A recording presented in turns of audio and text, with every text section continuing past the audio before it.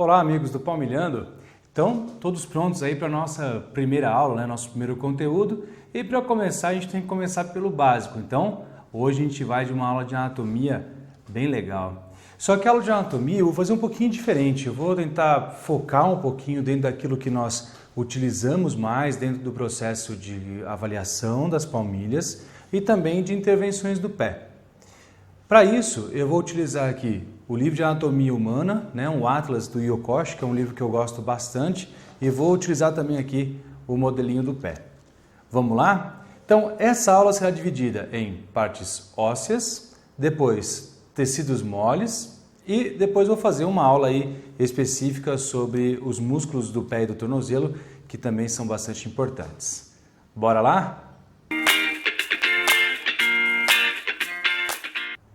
Ok, pessoal, começando aqui então o nosso primeiro conteúdo sobre ossos do pé. Realmente existem aí muitas coisas que dificultam o estudo do pé. A primeira delas é que muitas vezes nos conteúdos de anatomia e cinesiologia dentro das universidades, às vezes o pé fica um pouco de lado, né? Muitas vezes priorizamos lá a coluna, ombro, joelho, porque são estruturas mais comuns assim dentro das disciplinas e também é o que vemos mais na prática clínica. Mas o pé e o tornozelo eles correspondem a um mecanismo bastante complexo. E eu falo que sempre quando vamos estudar algum segmento ou alguma estrutura, a gente tem que pensar na função dela. E a principal função do pé é a locomoção, é o deslocamento. Então, para isso, o pé ele terá alguns mecanismos que farão adaptação, que farão absorção do impacto, que terão uma série de ações aí voltadas a essa deambulação. Então, para começarmos o estudo, eu vou começar destacando um pouquinho aqui os ossos do pé. Nós temos aqui os ossos mais do antepé, que seriam os ossos do metatarso e depois as falanges. E mais do médio para o retropé, nós temos os ossos do tarso. Então, esses ossos do tarso, eles correspondem ali às articulações do mediopé e também às articulações do tornozelo propriamente dito. Então, o que acontece? Quando nós vamos estudar os ossos do pé, é importante diferenciarmos, até mesmo por conta das articulações.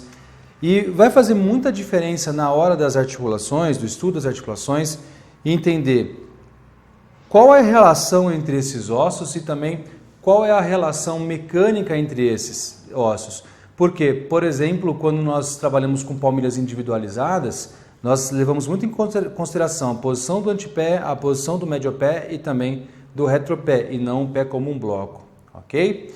Então, fazendo essa divisão, nós teremos aqui o talos, nós teremos o calcâneo, depois à frente do talos nós temos o osso navicular, que vai se articular aqui com o cuneiforme medial, cuneiforme intermédio e cuneiforme lateral.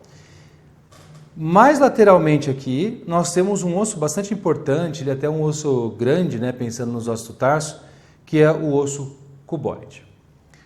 Mais à frente, nós teremos lá então o primeiro, segundo, terceiro, quarto e quinto metatarso.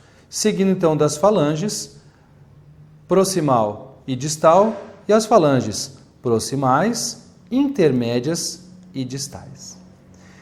Para ficar bastante claro, eu vou chamar aqui agora a ajuda do nosso livro de anatomia humana para mostrar em detalhes algumas estruturas que são bastante importantes na hora de prescrever as palmilhas. Então, olhando aqui numa vista dorsal, ou seja, olhando de cima, né, olhando para o dorso do pé, nós temos aqui evidenciando o talos, né, retirada a tíbia então, e o calcâneo mais inferior. Depois nós temos aqui o navicular, ok? Seguindo então pelos ossos do cuneiforme medial, intermédio e lateral.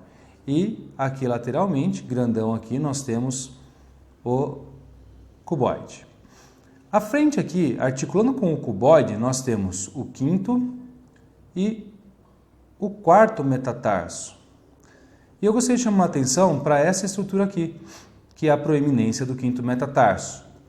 que será um marco anatômico importante na prescrição das palmilhas e também a inserção dos músculos fibulares. Articulando aqui então com o terceiro, nós temos o cuneiforme lateral, com o segundo meta, o cuneiforme intermédio e com o primeiro meta, o cuneiforme lateral. Então veja que esses ossos, eles terão uma função importante no pé, que é formar os arcos anatômicos do pé. Então vejam que nós temos aqui um arco longitudinal interno, nós temos o arco longitudinal externo e aqui os arcos anteriores e transversais ou transversais. Os arcos transversais, existe uma grande divergência entre algumas literaturas que consideram, por exemplo, o arco transversal anterior e o arco transversal médio, e algumas literaturas que trazem só o arco transverso anterior.